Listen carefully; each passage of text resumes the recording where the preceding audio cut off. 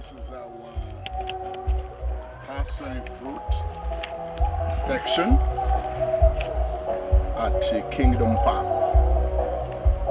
We have multiple products here that we are doing at Kingdom Farm. We do fish, and under the fish section we have tilapia, just as you have previously seen. We have catfish, just as we have seen previously. We are doing passion fruit here. We are doing pak chong on the other side. That is animal feeds or cattle feeds, cattle grass called pak chong. We are also doing maggots. I'm yet to take you to the section of maggots where we are rearing soldier flies in order to get agricultural maggots. So we're also doing the maggots on this farm.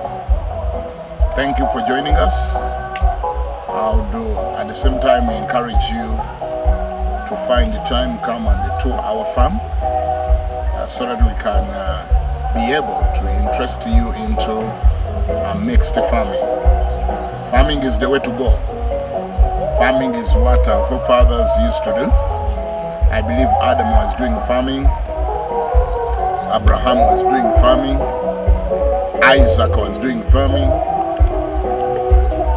Jacob was doing farming, David did farming. You know that he was actually rearing goats and sheep and cows.